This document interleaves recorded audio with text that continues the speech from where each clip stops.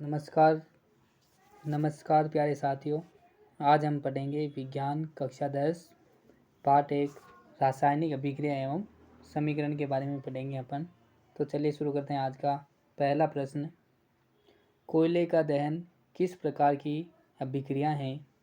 Option A है वियोजन अभिक्रिया, option B है विस्थापन अभिक्रिया, सी है हमारे पास संयोजन अभिक्रिया या डी है हमारे पास द्विविस्थापन अभिक्रिया।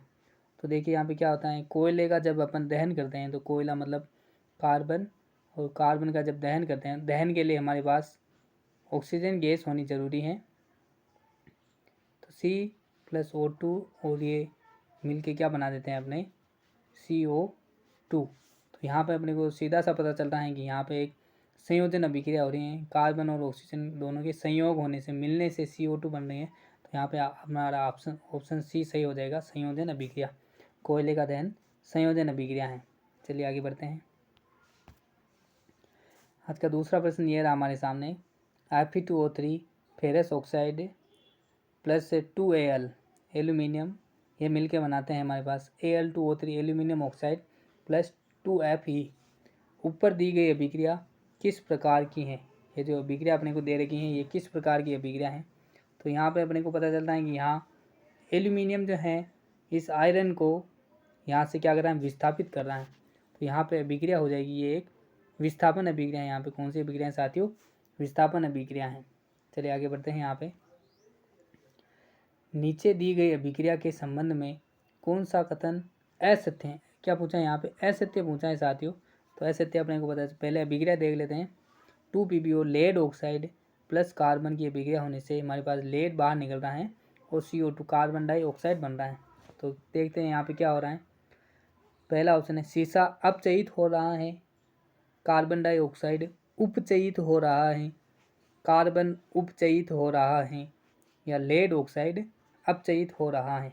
ऑप्शन यहाँ पे दे रखे हैं ए व बी दोनों, ए एवं सी दोनों, ए बी एवं सी एवं सभी।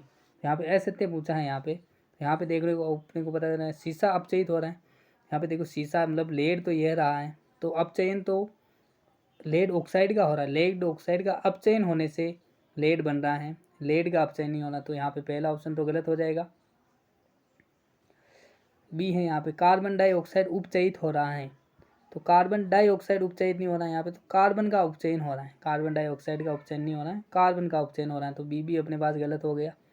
सी है कार्बन उपचयित हो रहा है। तो देखो कार्बन के अंदर ऑक्सीजन यहाँ पे जुड़ गई है, कार्बन के अंदर ऑक्सीजन जुड़ी है यहाँ पे, तो यहाँ पे कार्बन उपचयित हो रहा है, ये बिल्कुल सही है। डी दे रखा है लेड ऑक्साइड अपचयित हो रहा है। हाँ बिल्कुल, यहाँ पे लेड ऑक्साइड का क्या हो रहा है, अपचयन हो रहा है। तो यहाँ पे सी और डी तो बिल्कुल सही है और ए और बी गलत है। यहाँ पे पूछा क्या असत्य पूछा है, तो यहाँ पे अपना ऑप्शन फर्स्ट सही हो जाएगा। ए व बी जो क्या है अपने पास असत्य हैं। क्या है? ए व बी असत्य हैं। चलिए आगे बढ़ते हैं। जब दो या दो से अधिक पदार्थ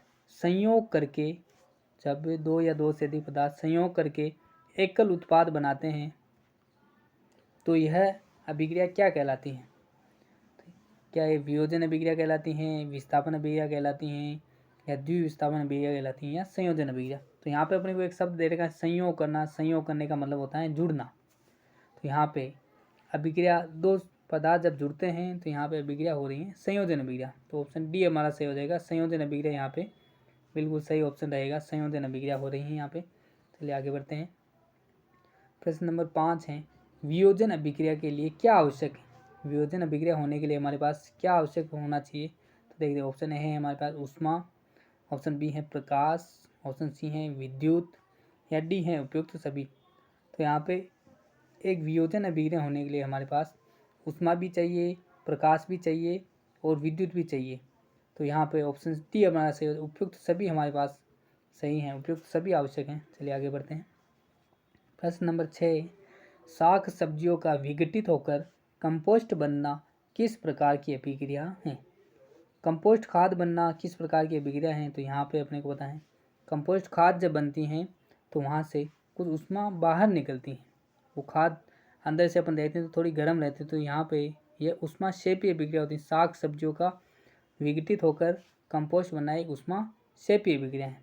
नेक्स्ट क्वेश्चन ये रहा हमारे पास, उपचयन के कारण वसा और तेल युक्त खाद्य सामग्री में अप्रिय गंध और स्वाद उत्पन्न होना, यहाँ पे उथल हो गए हैं ये, जबकि यहाँ पे स्वाद उत्पन्न होना है, साथ ही यहाँ पे उत्पन्न होना क्या कहलाता है? तो ए ऑप्शन है अम्लता, बी है संक्षारण, सी है विकृत गंधिता या डी है रेडियोधर्मिता। तो यहाँ पे अपने को पता है वसा और तेल युक्त खाद्य सामग्री का में अप्रिय गंध उत्पन्न होना विकृत गंधिता कहलाता है। क्या कहलाता है ये? विकृत गंधिता कहलाता है। ये इंपॉर्टेंट क्वेश्चन है, याद रखना इसको। चलिए आगे बढ़ते हैं। चिप्स को खराब होने से बचाने के लिए उनके पैकेट में कौन सी गैस भरी जाती है? चिप्स को खराब होने से बचाने के लिए उनके पैकेट में कौन सी गैस भरी जाती है? क्या ऑक्सीजन गैस भरी जाती है, बी है हाइड्रोजन, सी है नाइट्रोजन और डी है क्लोरीन। तो यहाँ पे जो है हमारे पास नाइट्रोजन गैस भरी जाती है। इन खाद्य पदार्थों को, तेल और वसा से बने वाले खाद्य पदार्थों को खराब होने से बचाने के लिए अपन उसके पैकेट में नाइट्रोजन गैस भरते हैं। चिप्स वगैरह के पैकेट में कौन सी गैस भरी जाती है? नाइट्रोजन गैस भरी जाती है। चलिए आगे बढ़ते हैं। निम्न में से कौन सा पदार्थ प्रकाश की उपस्थिति में विघटित हो सकता है? तो प्रकाश की उपस्थिति में विघटित मतलब उसका अपघटन हो सकता है या विघटन हो सकता है। तो यहाँ पे पदार्थ है हमारे पास AgCl, सिल्वर क्लोराइड जो है उसका प्रकाश की उपस्थिति में विघटन हो सकता है। चलिए आगे बढ़ते हैं। यहाँ पे 10वां प्रश्न ये रहा, प्रकाश संश्लेषण किस प्रकार की रासायनिक अभिक्रिया है?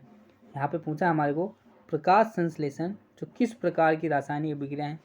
प्रकाश में क्या ये संयोजन अभिक्रिया है, क्या ये वियोजन अभिक्रिया है, क्या ये उष्मा क्षेपीय अभिक्रिया है या फिर ये उष्मा शोषी अभिक्रिया है? तो अपने को पता है प्रकाश संश्लेषण की अभिक्रिया में क्या होता है, कार्बन डाइऑक्साइड और जल मिलके प्रकाश की उपस्थिति में, सूर्य के प्रकाश की उपस्थिति में ग्लूकोज बनाते हैं। पेड़ पौधे अपना भोजन बनाते हैं ग्लूकोज के रूप में। तो यहाँ पे हमने बताया कि उष्मा यहाँ पे देनी पड़ती है, प्रकाश के रूप में उष्मा अपने को देनी पड़ती है। तो यहाँ पे ऑप्शन डी सही हो जाएगा। ये एक उष्मा शोषी अभिक्रिया है। कैसी अभिक्रिया है? ये एक उष्मा शोषी अभिक्रिया है। चलिए आगे बढ़ते हैं। यहाँ पे श्वसन किस प्रकार की रासायनिक अभिक्रिया है? तो अपने को पता है प्रकाश संश्लेषण तो उष्मा शोषी अभिक्रिया है, लेकिन श्वसन के अंदर तो अपने को उष्मा मिलती है साथियों, ऊर्जा मिलती है। जब अपन श्वसन लेते हैं तो भोजन के ऑक्सीकरण के द्वारा अपने को ऊर्जा प्राप्त होती है। तो यहाँ पे अभिक्रिया हो जाएगी उष्मा क्षेपीय अभिक्रिया है। कैसी अभिक्रिया है? उष्मा क्षेपीय अभिक्रिया है। यहाँ पे श्वसन के अलावा जितनी भी अभिक्रियाएं अपने शरीर में होती हैं, चाहे वो पाचन की हो या कोई सी भी अभिक्रिया हो, वो सभी उष्मा शोषी होती हैं। श्वसन अपने पास सिर्फ उष्मा क्षेपीय अभिक्रिया होती हैं। चलिए आगे बढ़ते हैं। प्राकृतिक गैस के दहन की रासायनिक समीकरण लिखिए। तो प्राकृतिक गैस के दहन की रासायनिक समीकरण होते हैं हमारे पास। प्राकृतिक गैस, पहले तो प्राकृतिक गैस किसको कहते हैं? तो प्राकृतिक गैस अपन कहते हैं CH4 को। प्राकृतिक गैस किसको कहते हैं? CH4, मेथेन को प्राकृतिक गैस कहते हैं। और इसके दहन करवाना है तो दहन के लिए हम लोग को पता है कि यहाँ पे ऑक्सीजन का होना जरूरी है।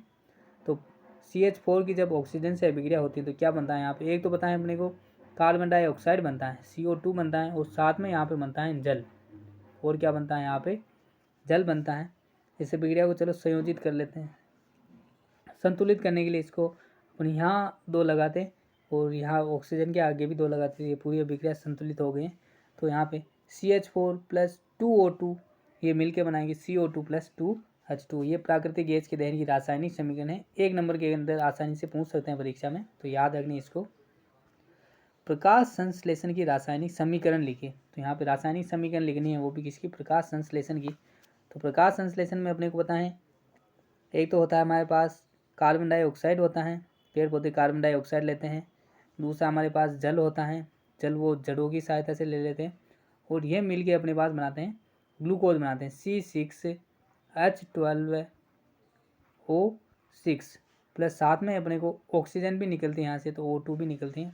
इसको संतुलित करेंगे तो सभी का आगे 6 लगा देते हैं। 6CO2 + 6H2O और ये बनाएंगे 6O2 और C6H12O6। ये एक संतुलित रासायनिक समीकरण हो गई है इसकी।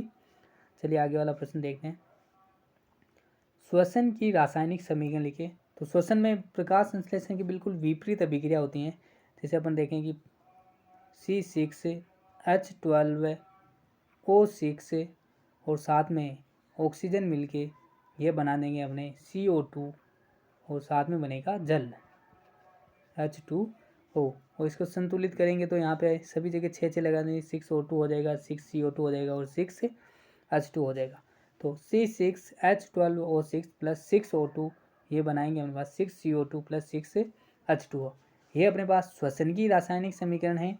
और पीछे अभी अपन ने देखा था यहाँ पे ये हमारे पास थी प्रकाश संश्लेषण की रासायनिक समीकरण। तो दोनों बिल्कुल एक दूसरे के विपरीत होती हैं। प्रकाश संश्लेषण के अंदर जो ग्लूकोज बनता है, श्वसन में उसी ग्लूकोज का उपयोग करके हमारे पास साथ में ऊर्जा भी निकल जाती है। तो यहाँ पे अपन साथ में प्लस ऊर्जा भी लिख सकते हैं। यहाँ पे एटीपी के रूप में ऊर्जा भी बनती है, तो यहाँ पे ऊर्जा भी लिख सकते हैं।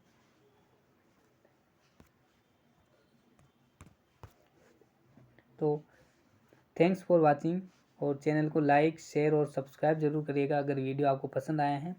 और ऐसे ही वीडियो पाते रहने के लिए चैनल को सब्सक्राइब जरूर करना। Thank you.